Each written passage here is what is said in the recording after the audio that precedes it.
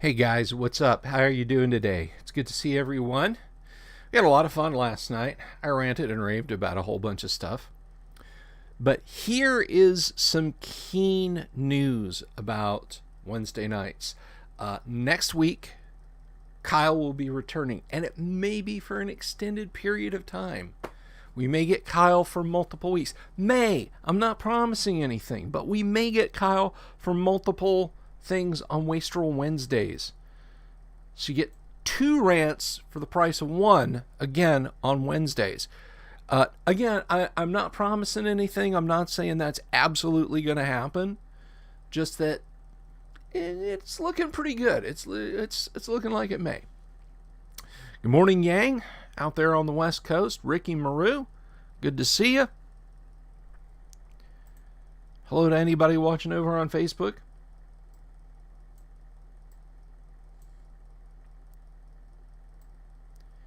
You know, maybe I'm wrong about this, but I think I'm the only classic AD&D YouTube channel that A, live streams, and B, live streams to both Facebook and YouTube for the convenience of so many people.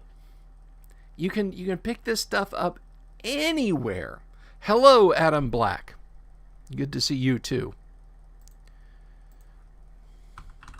And we talked about Free League's upcoming Blade Runner RPG. That's a thing that's going to happen.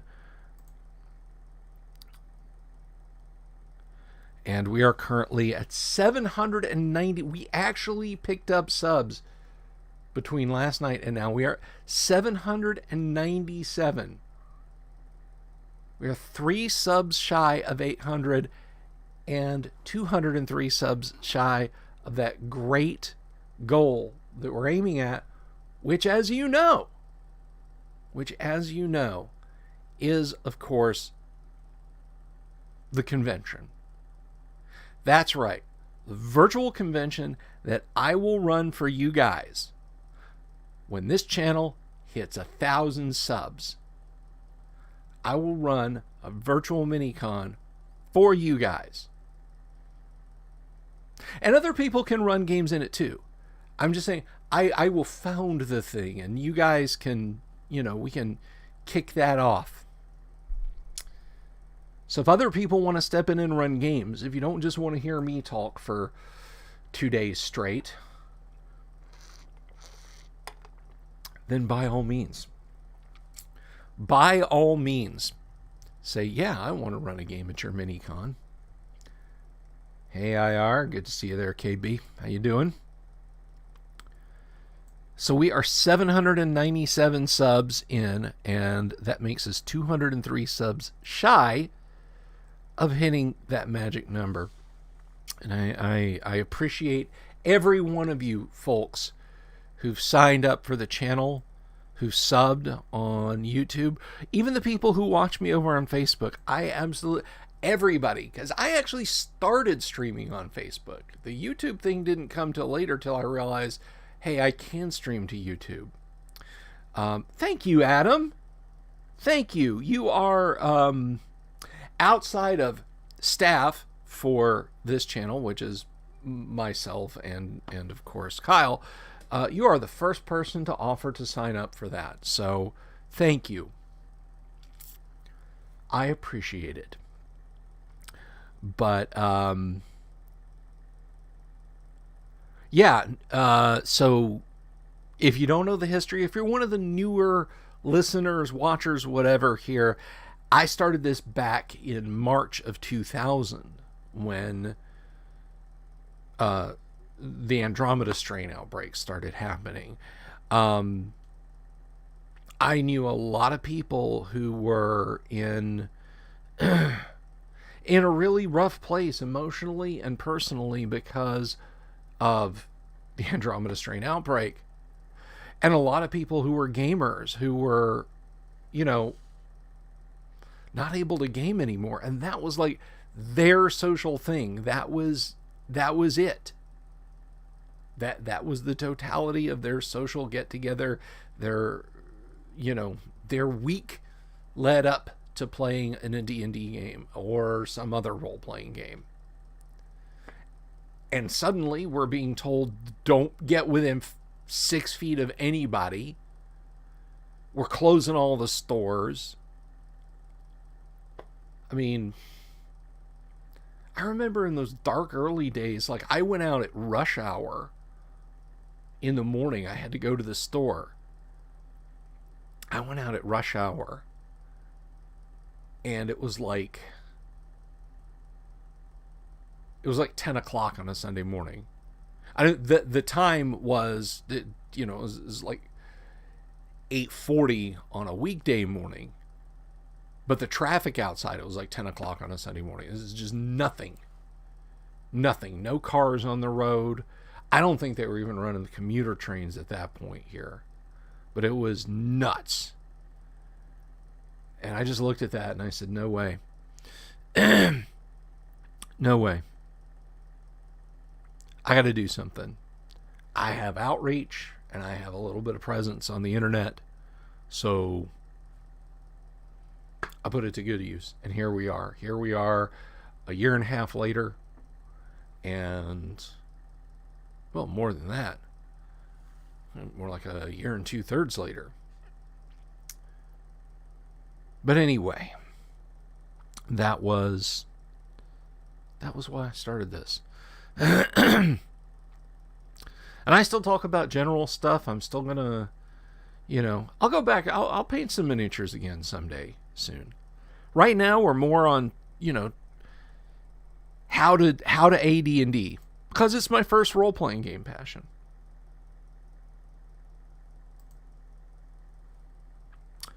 KB, the answer to that question is 5. I'll make arrangements for getting them to me. Don't worry. That will happen. Hello, Samuel. I snuck in.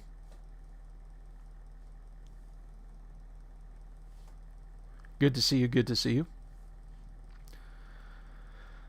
And in that time, I have built up such a great audience. I know not every, like, if I had all 700 people, almost 800 people in the chat, how crazy would that be? I mean, that would be like, that would be like a low average night for Nick Rekieta, but for me, that would just, like, I would die of happiness. But you know what?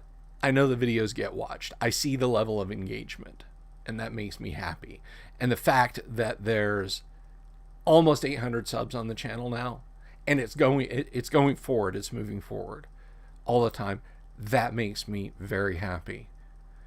Not just from hey, when I get 1,000 subs, I can switch on the money machine, because if you guys think 1,000 subs on a channel means that the channel creator's making money, oh my.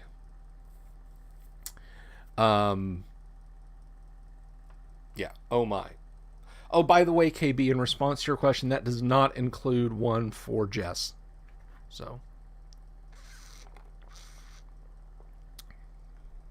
just letting you know. But anyway, well, Yang, 800 subs is not in a year. 800 subs is, I had around 425, so it's more like 400 subs in a year. But the fact that I've seen it leap up, the fact that I cannot remember exactly how many subs I started with, because I, like, periodically, sporadically did shorter YouTube videos pre-recorded. They're awful, but they're there.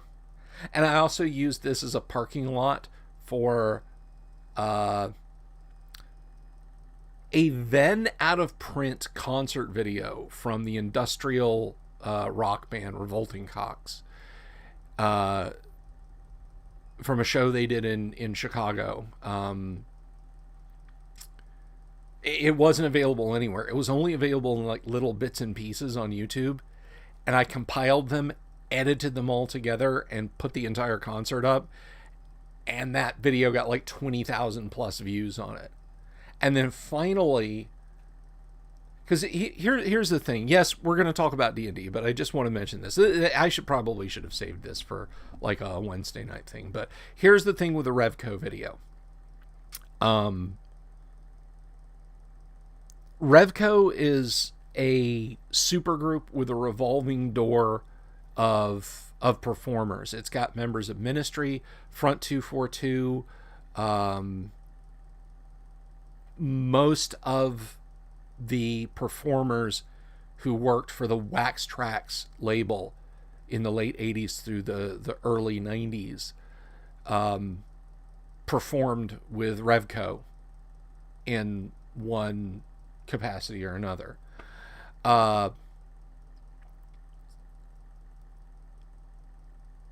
Wax Trax Records went away.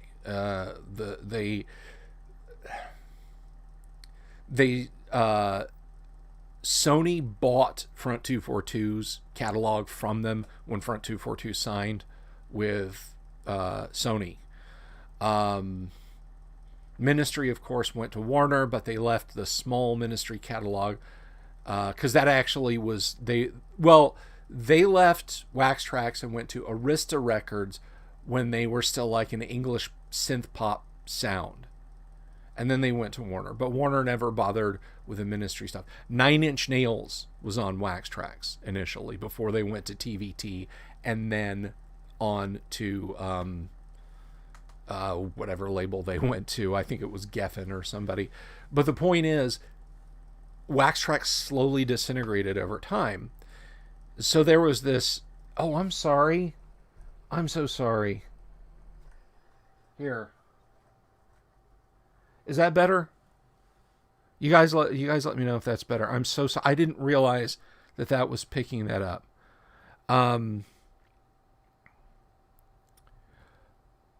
So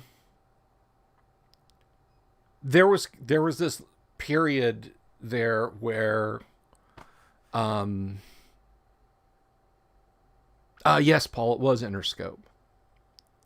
Thank you. But there was this period where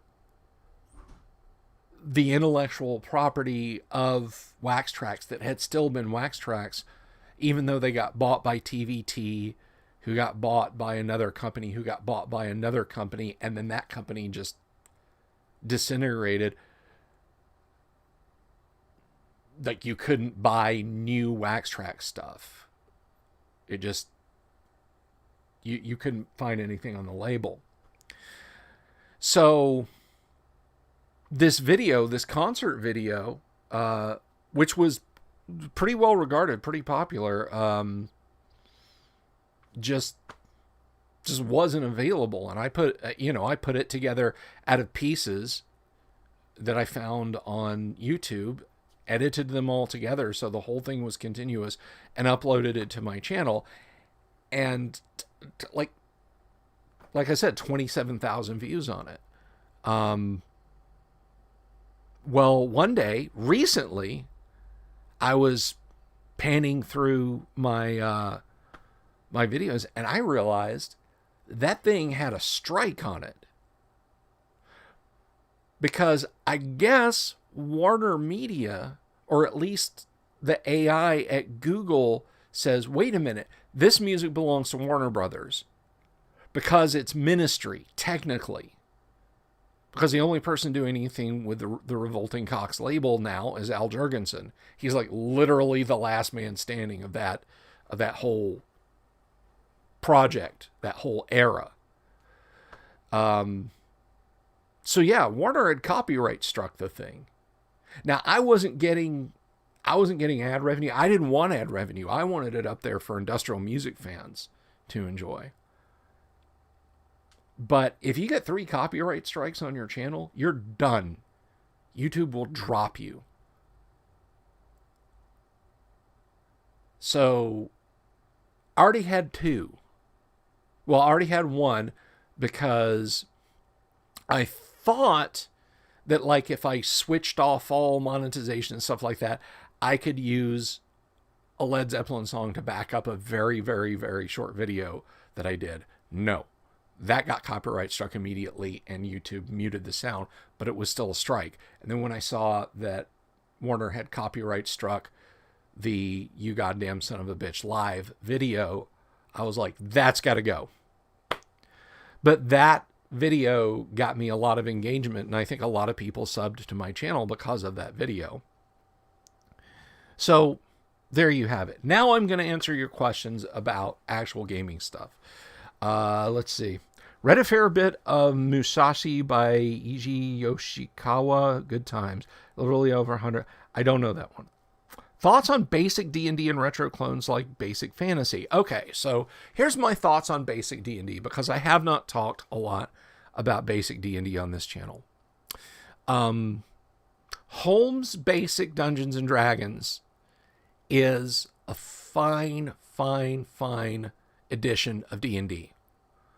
It is an intro. It is a gateway drug. It is an intro set for AD&D.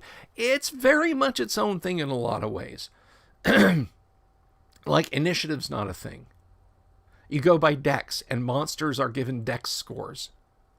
Yes, that's true. If there's a tie, you roll a d6 to see who goes first. And then if that d6 ties, everybody acts simultaneously. It's a little weird.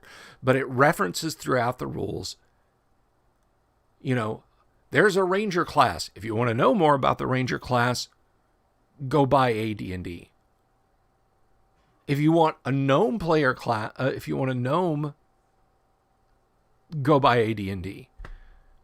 I think the rules may have a typo in them in that they refer to hobbits once. But it may be halflings throughout. But that one never got caught, unlike the Woodgrain OD&D rules. So Holmes Basic is wonky, but it's fine. They're still gritty. There's still some OD&D conventions in it, but there's 6 alignments. Lawful neutral, neutral good, chaotic neutral, and neutral evil aren't in there. So it's lawful good, chaotic good, lawful evil, chaotic evil, and true neutral. So that's 5 alignments. Unlike OD&D's 3 only alignments and AD&D's 9 alignments. Tom Moldvay's basic edit of D&D is its own creature. It is a true separate set of rules. And I joked around about Gary with this, with OD&D. I said, when I was talking to him about OD&D, AD&D, and basic D&D. Because I said, when I was a kid, I thought you started with basic D&D and then graduated to playing AD&D, so you had to buy both. And Gary laughed and said, well, that's certainly not an attitude we would disabuse our customers of. Which tells me Gary was a lot smarter than Hazards of the Cost, who will straight up say, you know, oh, well, we don't want to support AD&D anymore because, you know, because it'll muddy the waters. Which is just a bunch of ridiculous BS, right?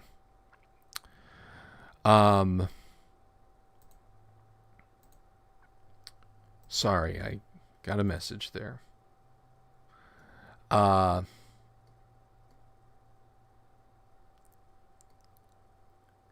to continue.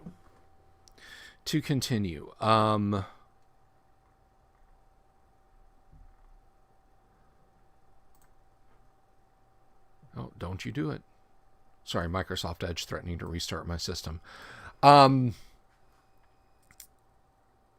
basic D&D edited by Tom Moldvay is a fine system. It's a nice system. It hewed closer to original D&D. It went back to 3 alignments. No devils, no demons, no beholders, no Greyhawk feeling things. It was much more of a generic kind of fantasy system, but it's lightweight and it's simple and it affords a lot of good fun play. And Moldvay's writing style and then Dave Cook's writing style and expert D&D are very simple and easy to understand. They're good entry points for D&D, and yet they stand on their own. And there are classic modules, the Isle of Dread. B1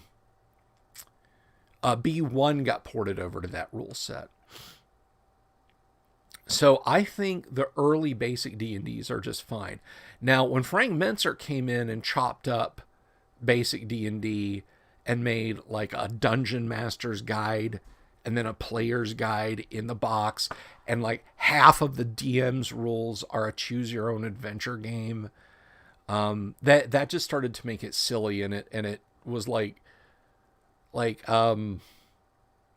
D&D is a cup of hot tea. Holmes Basic is a cup of hot tea, but with sugar and lemon and milk. Tom Moldvay Basic D&D is a refreshing cold glass of sweet iced tea with a wedge of lemon in it. Frank Mentzer's is that glass of sweet iced tea, the lemon's thrown away, half the tea's dumped out, and water is poured in on top of it. And then it's mixed up.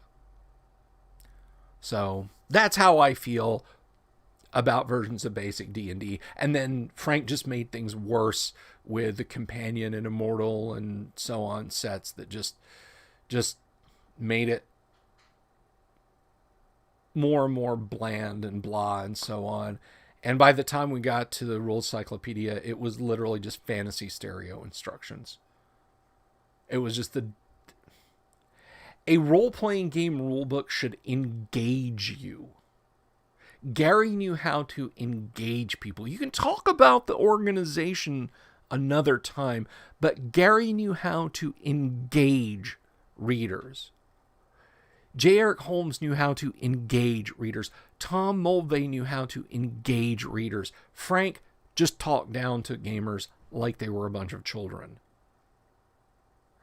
And the Rules Cyclopedia doesn't even seek to engage at all. It is bland and safe and vanilla as you can possibly get without being like the cut down quick play rules for hero system. So Ricky says, I like basic fantasy. It's easier to read than AD&D. Well, your mileage may vary. Now, how do I feel about the retro clones? I think all retro clones are good because anything that takes the power out of Hazards of the Coasts, or as I call them, I saw them described last night as Wizards of the Woke. Anything that takes the power out of their hands to continue classic Dungeons and Dragons is okay by me. BFRPG, Swords and Wizardry, Osric, all of those things are fantastic. But I want to give you guys a little admonition right now. This is something I thought about today, and I want to give you guys a little bit of an admonition.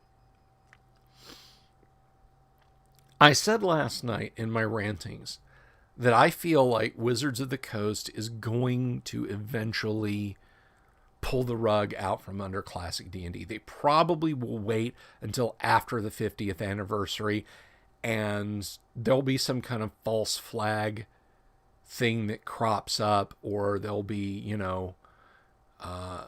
just something will come up and they'll say, oh my gosh, we didn't know this. Well, we can't, like the piracy thing in 2007 when they took away the PDFs. We found our stuff pirated online. Well, we just have to delete all the online sales of our stuff, which makes zero sense. We can continue making money off of honest people and admit that there's going to be pirates. Or we can just make pirates out of everyone. Because anyone who wants it is now going to have one recourse, and that's to pirate it. Or go buy used copies, which doesn't make them anything either. But I have a feeling that ugly little trick is coming again. Maybe I'm wrong. But I want to suggest a project to you guys. I want to just throw this out there. This is something maybe you could do. I want you to consider, either with the PDFs you have now, or if you're going to buy PDFs, if you get them print on demand, or, whether it's straight from there, or if you take them to Lulu and get them printed, if you take them to a local print shop and get them printed and bound, and it's not a lot of money. That's the key thing here. It's got to be economical for you. It's got to be economical for you. I won't suggest this if it's something that's going to put you over a barrel. Take a print-on-demand copy of a classic D&D book or books to a used bookstore if you have one, and trade them in for something you might want. Fiction, another game book, something like that. Store credit. Most used bookstores do book buybacks. The reason is, get the stuff out there.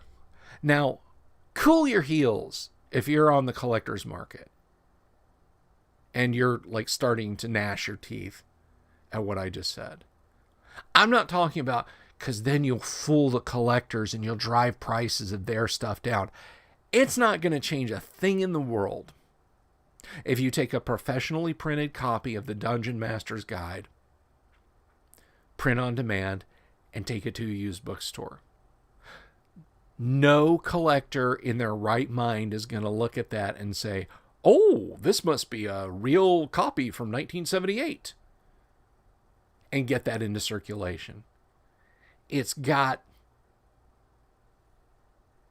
printed on the inside that it's Wizards of the Coast. Don't represent it as being a classic thing. Just say, hey, I've got these first edition books, these first edition AD&D rule books, and trade them in. Not to damage anyone's market. Well, maybe Wizards of the Coast's market. But to get the books out there. To get the books into circulation. Out into the broader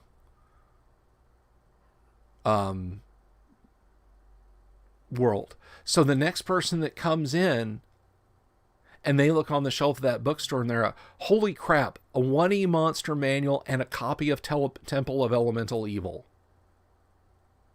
And they buy them. And then that's more out there.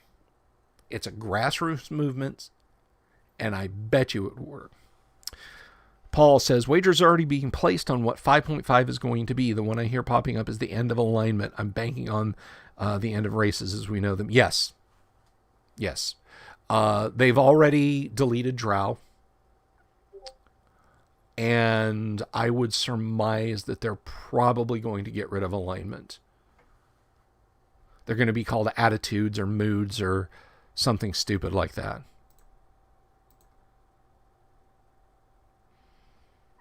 So,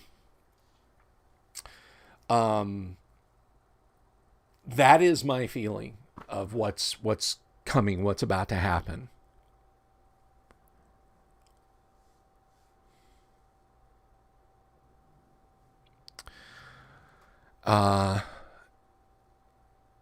Anyway, to move on.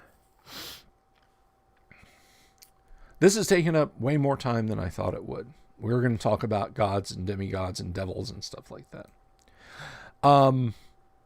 So let's look. Let's go ahead and jump into this now. I'm going to get over, where's OBS? Here it is. Okay.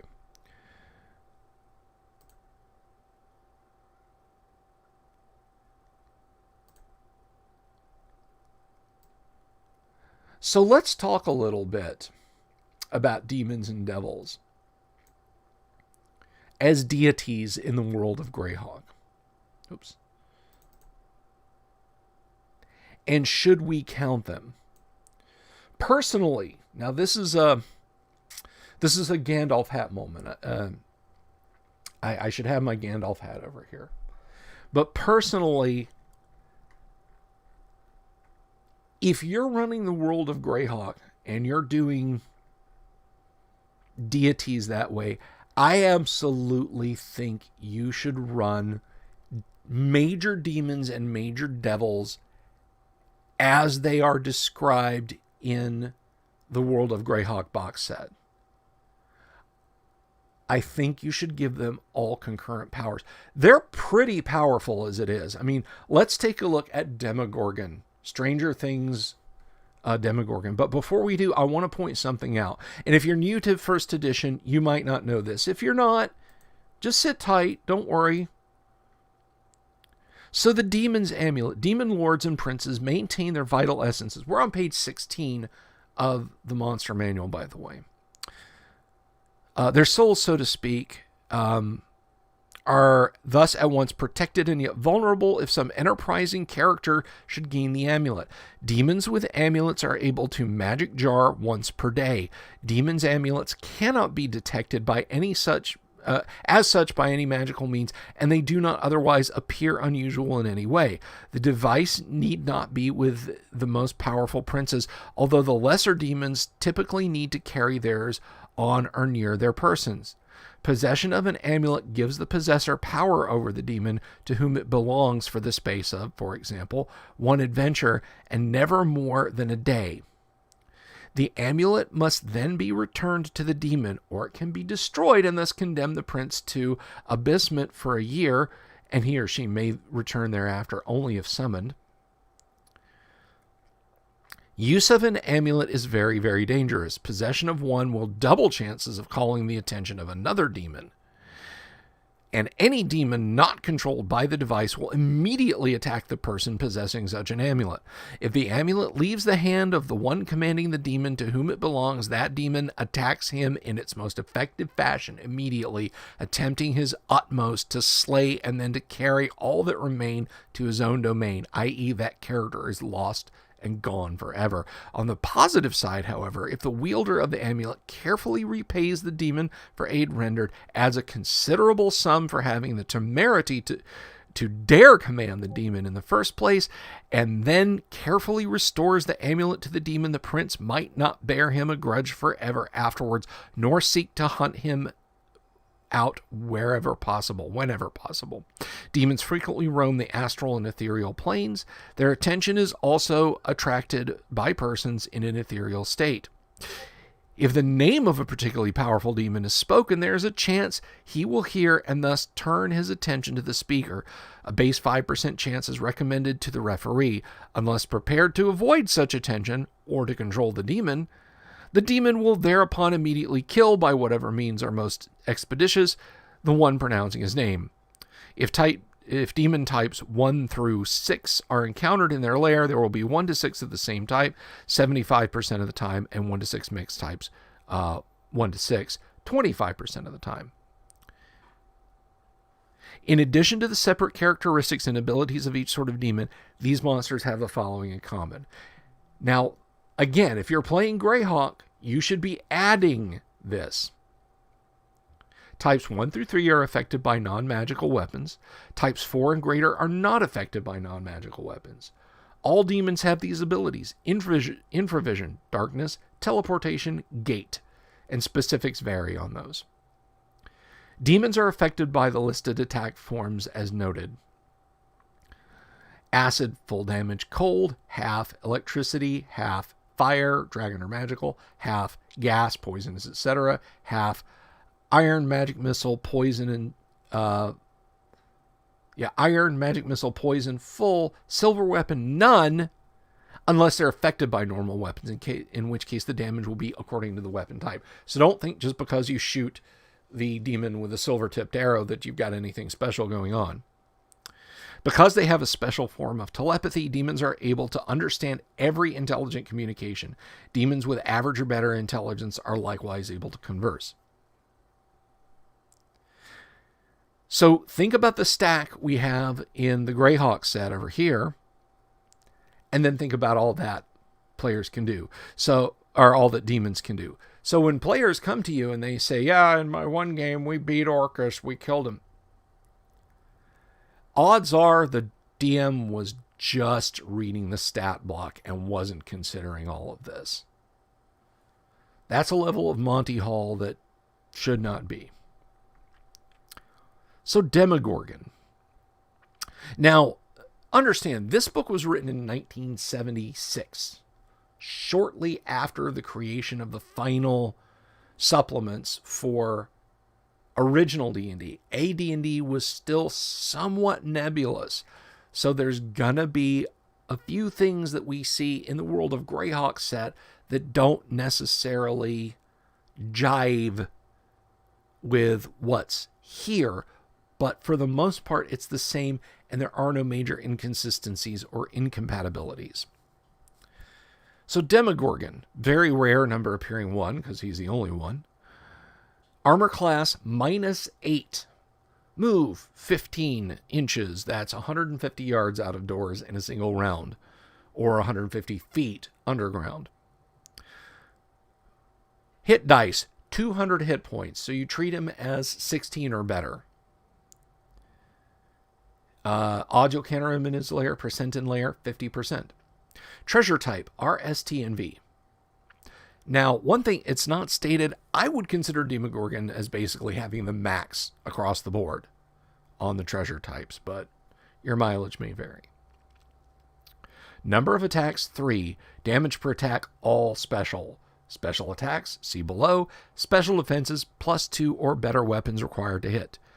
95% resistant to magic. Super genius for intelligence, and we'll take a look at that in just a moment. Alignment, chaotic evil, of course.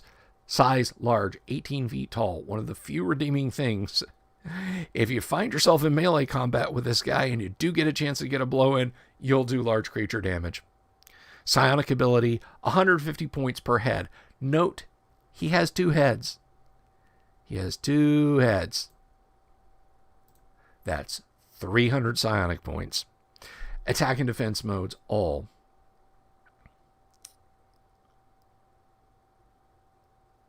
So let's just jump straight into what he can do.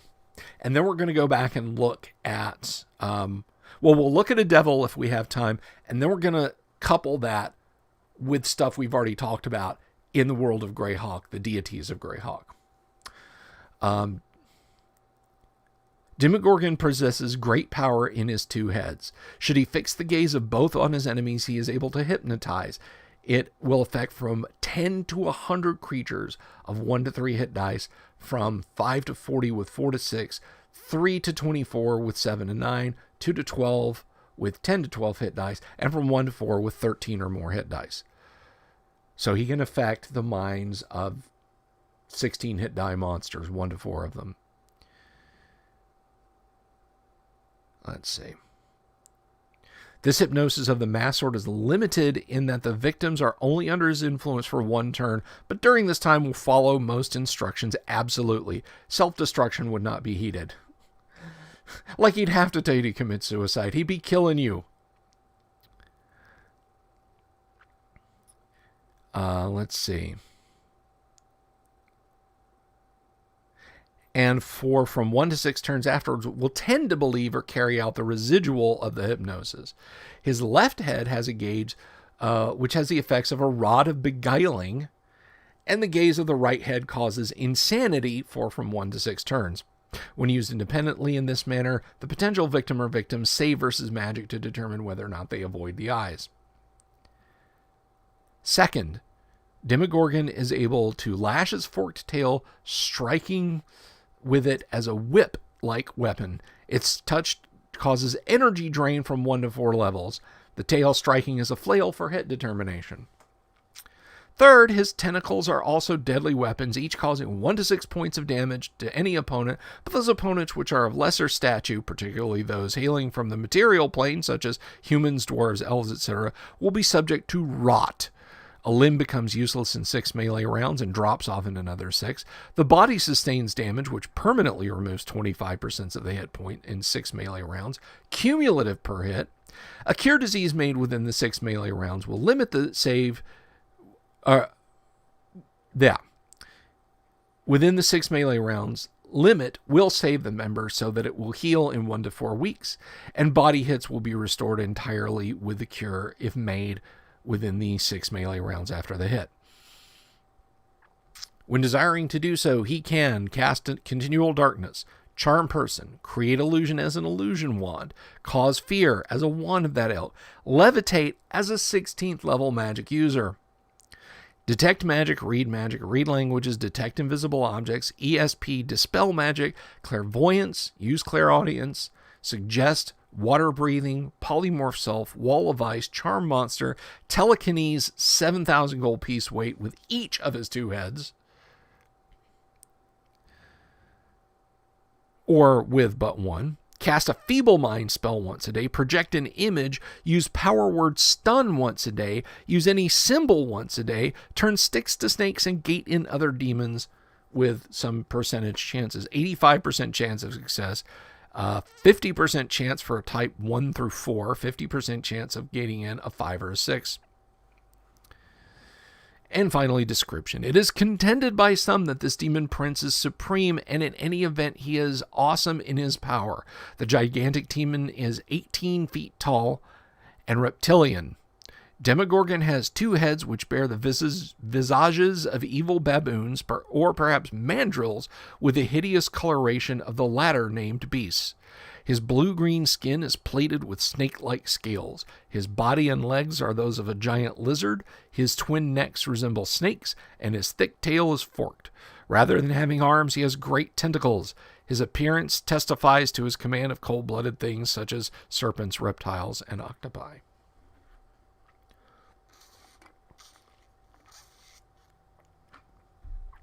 Now let's take a look at a major devil. And don't worry, we're going to come back to proper Greyhawk gods. That's a thing that's going to happen, don't worry.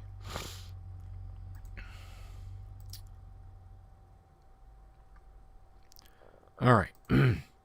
So let's scroll down a little bit and look at devils for an example. Oh, I don't know. How about Asmodius? I always thought it was Asmodeus. Is it Asmodeus or Asmodeus? I always said Asmodius.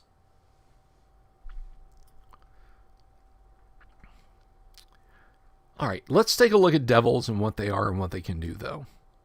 Now, devils have amulets just like demons do. Devil's talismans. Each type of lesser devil each type of lesser devil has a special combination of inscription, which will bind them to the wielder for the space of 9 days, or at least prevent the devils of that type from harming the possessor. Greater devils can likewise be commanded for 9 hours or kept at bay. Archdevil's talismans will cause them to perform a single service or prevent the bearer from being harmed by a particular Duke of Hell when properly used. The employment of any devil's talisman requires great care and caution. Human sacrifice is required of evil creatures using a talisman. Merely looking at these talismans is dangerous if not properly protected by spells or a magic circle. Study of a charm gives a 10% chance of summoning the kind of specific devil to whom the talisman belongs. Speaking the name on the talisman will always call forth the specific kind of devil. Archdevils will be aware of improperly protected talismans, and they will send something to slay persons in possession of them if the talismans pertain to them or their planes. Only Arrhenius barbed devils... No. Sorry. Got a Windows pop up. Only Arrhenius, barbed devils, and bone devils can be hit by non-magical weapons. Yeah, but why would you stab an Arrhenius? They're cute. The greater devils, Malebranche, ice devils, and pit fiends can be struck by magical weapons or by weapons of silver. Note that weakness. Demons can't. Devils can. But ordinary arms do them no harm. All devils are able to perform the following: Charm Person, Suggestion, Illusion, Intravision, Teleport with no error, no alignment, Cause Fear, and Animate Dead. Devils are able to summon their fellows, summoning being similar to a monster summoning spell. Because they have a special form of telepathy, devils are able to understand and converse with any intelligent creature. Devils are affected by the listed attack forms as noted below. Full damage from acid, half damage from cold, full damage from lightning, no damage from fire, from dragon or magical fire. Half damage from poison gas. No damage from iron weapons, unless affected by normal weapons, in which case the damage will be according to weapon type. And then full damage from magic missile, poison, and silver weapons. So let's take a gander at Asmodius.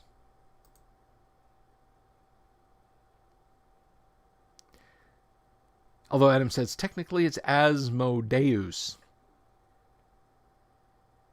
I've been saying Asmodius since I was 12 years old, so I'm just going to stick to that. But if that's the right way to say it, then that's in the same way that Baphomet is Baphomet, not Baphomet.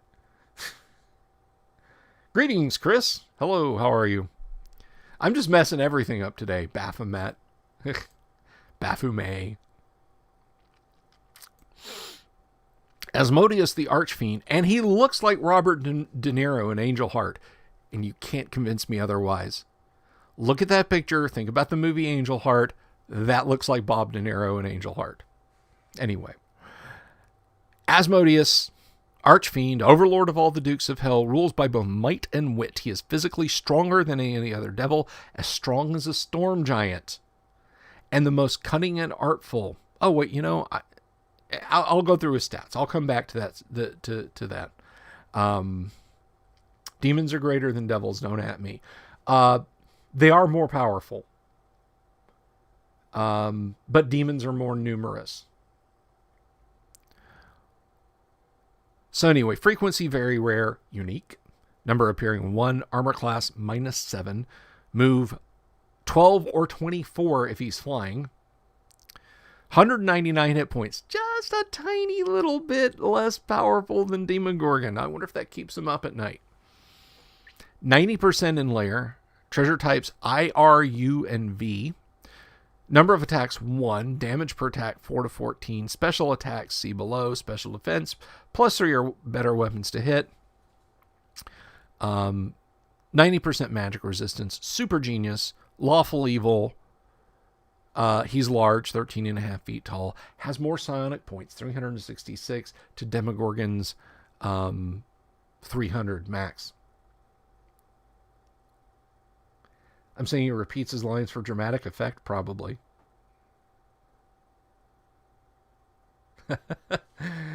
Baphomet is French. I just always said Baphomet. I never thought to say Baphomet. Oh, well.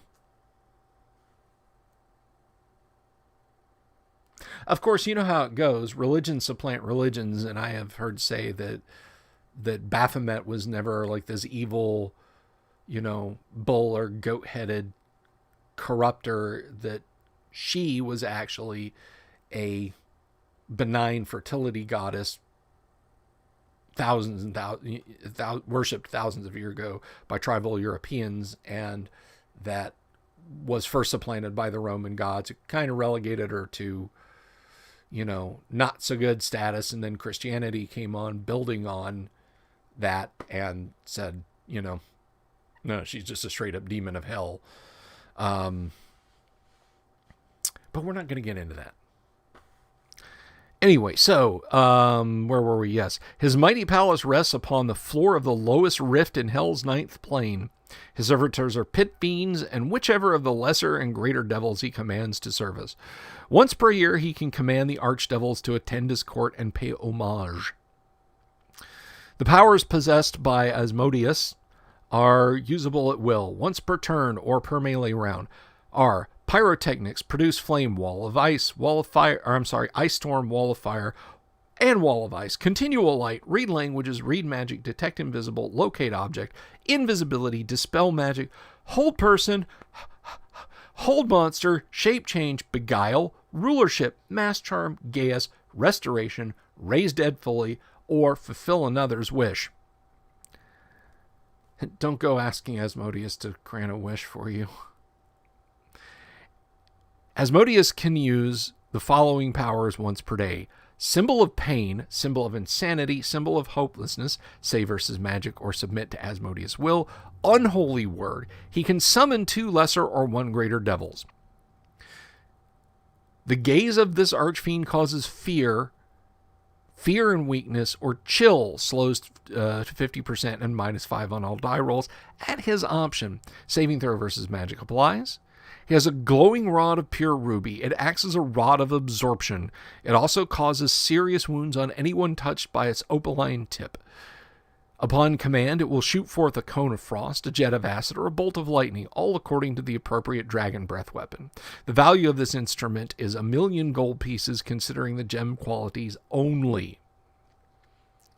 There can be no question that Asmodeus is the most handsome of all devils, as well as being the strongest and most cunning. The ultimate evil he represents can be seen in his beauty only when he so wills it, or if he forgets himself and flies into a rage.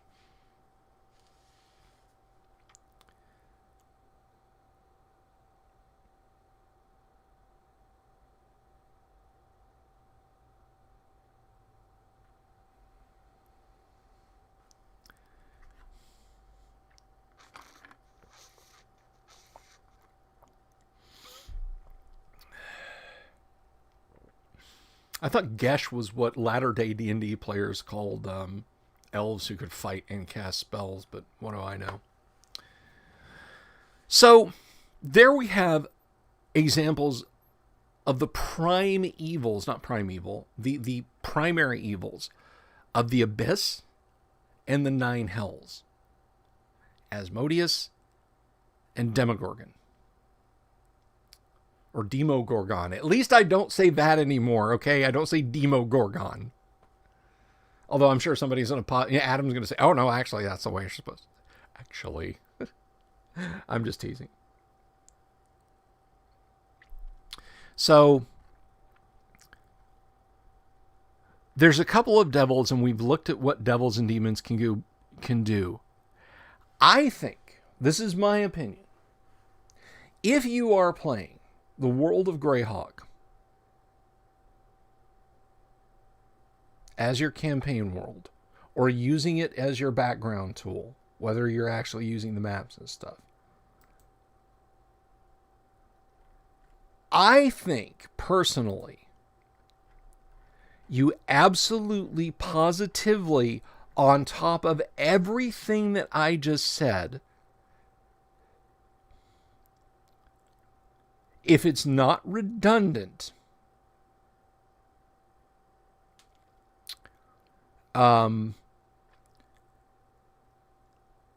standard divine abilities,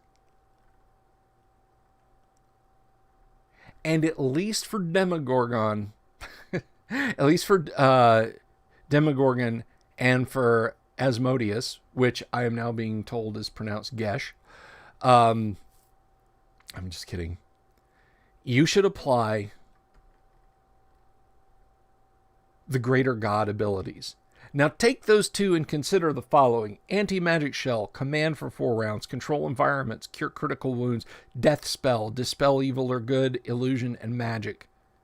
Fly, gate, globe of invulnerability, heal, holy or unholy word. Again, we're not redundant.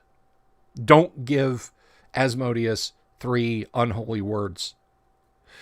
Improved invisibility, improved phantasmal force, polymorph any object, polymorph others, protection from good, quest, remove fear, cause fear, or, well, I guess it would be curse, cause fear, regenerate. Oh my God, yes, they should absolutely be regenerating. Restoration, resurrection, shape change, summon, all we are saying. Sorry. Symbol, they already have symbols. Time stop. Trap the soul. True seeing. Vision. Asmodeus already has wish.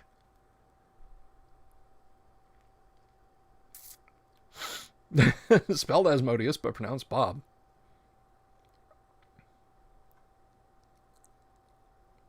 I'm going to answer your question in just a minute there about why pronounce that.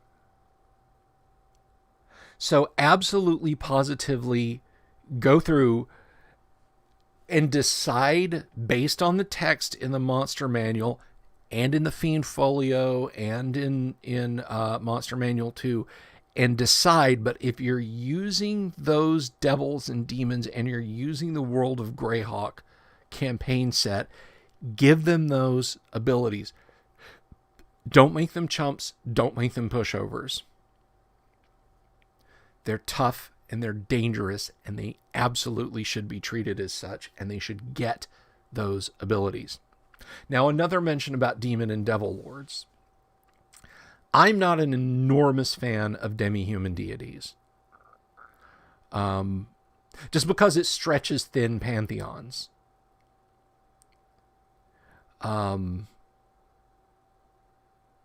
But if you're not going to use demi-human, and I get it, I don't think it's a bad thing. I'm just saying, for me, I'm not a huge fan. But if you're going to stretch those thin like that, or if you're going to spread those around rather, and stretch the pantheon thin, or would that be thicken the pantheon? I don't know. If you're going to have demi-human deities, or if you're not going to have demi-human deities, I mean, in the monster manual, there's a demon knoll god called Yinohu. And the reason his name is so funky and weird, Yinohu, there he is because people used to get around saying the name of devils and demons, and Gary wanted him to screw up so that the devil or demon might show up. So he named one Yinohu. So when people at the table would say, yeah, but we want to be careful and we don't want to summon you-know-who. So that's why you-know-who exists in D&D. But I mean, obviously gnolls would be subservient to you-know-who. Obviously. But orcs would tend towards, if they're not worshiping Hexter, Aloysius. As in response to Adam's question, it's Aloysius. But if you're using the Greyhawk gods, but you want some lawful evil gods for monsters to worship, look no further. I could see orcs worshiping something like, if they're not Hexter worshippers, Dispater.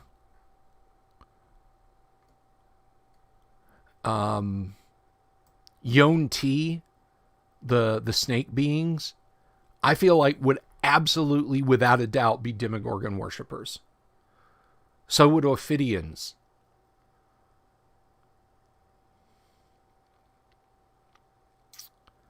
So every one of them is usable as a god to be worshipped by evil beings. Now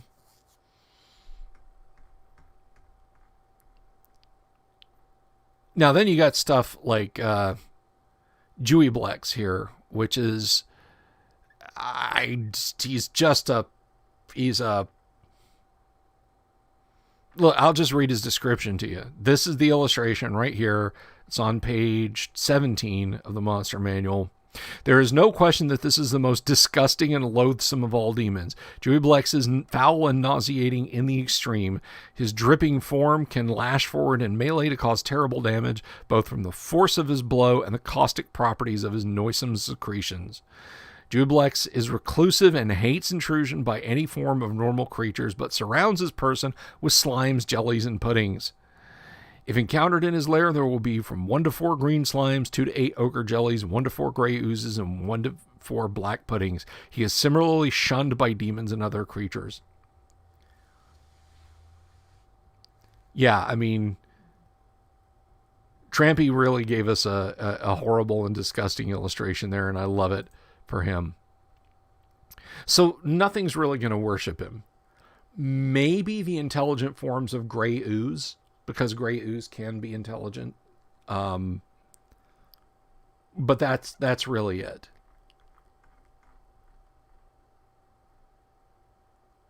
But there's a lot of chaotic evil devils and demons or there's a lot of chaotic evil demons. There's a lot of lawful evil demons. So even if you're a little thin on the ground with what is in the World of Greyhawk set, and there's more demons in Fiend Folio and more demons in the Monster Manual 2 and Devils.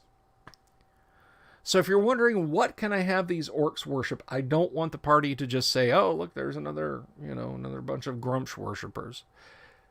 Although, Grumsh worship is not out of the question for World of Greyhawk, because in A1, one of the rooms in A1 is a Temple of Grumsh. It is described as such.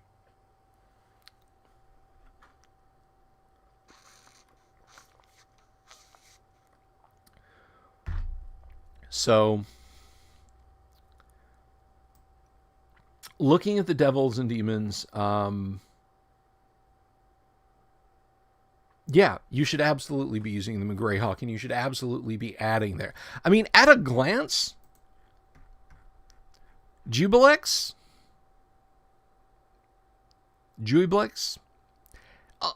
only has 88 hit points. But think about all the stuff he gets. Now add minor god powers onto that.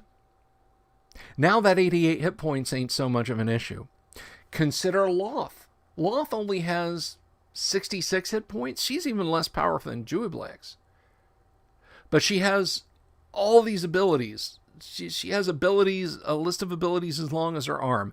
Now add Greyhawk lesser deity powers onto her.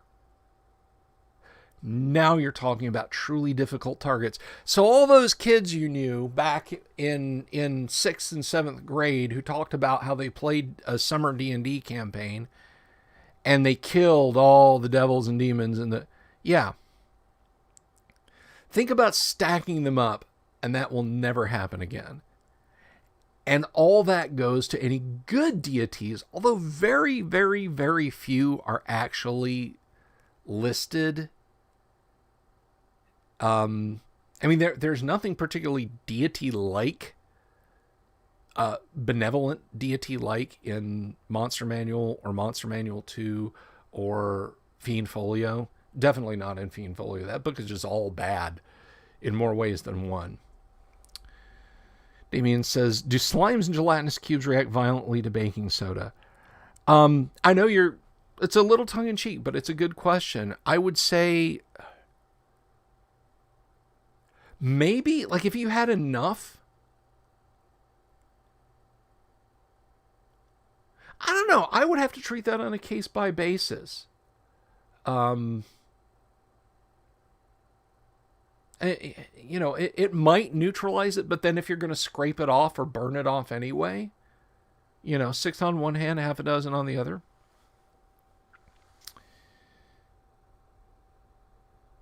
Raxavord is awesome. Yes, he is.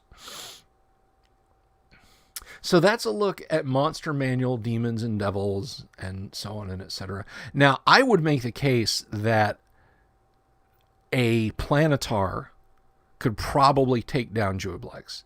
He'd have a hell of a fight in front of him, but a Planetar's got like 244 hit points or something, or 144. And if you give him, let me look at the Greyhawk set.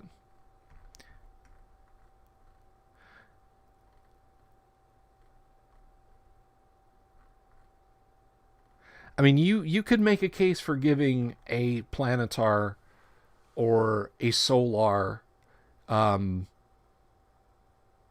demigod-like abilities, given the amount of hit dice they have. So a few Solars could probably take out old Slimeface himself if he would ever show himself.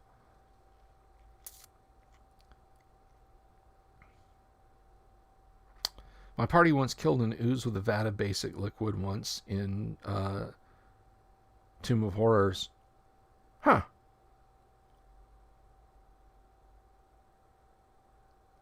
I know there is there's an entire vat of acid in Temple of Elemental Evil that's got an illusion that tries to fool your characters to jump into it. I guess if you brought enough baking soda, but then that would be like a shit ton of CO2. Oh, that's evil. Like have bags of chalk powder or baking powder or whatever. Oh, hey, we can get to the treasure in here. Dump it all in. All of you give me a... Oh, that's evil. Oh, I'm going to do that. I'm going to do that. Oh my gosh, that's going to be too much fun. Well, be that as it may, I think we've come to the end of our revels. I've had a lot of fun today, guys. Thank you all for stopping by. Thanks, everybody, for watching. Thank you all for continuing to support the channel. It has been a stone groove, man, hanging out with y'all today. So,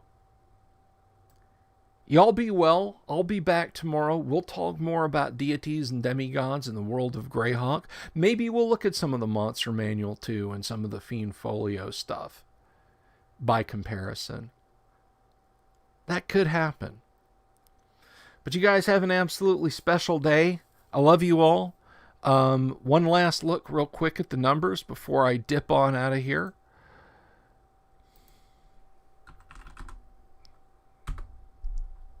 I just want a quick look and make sure that I had my everything right. Yep, 797 subs, guys. We're 203 away from that convention. Y'all are making it happen for me. Y'all are making it happen for you. So have a great day, guys. I'll talk to you all tomorrow.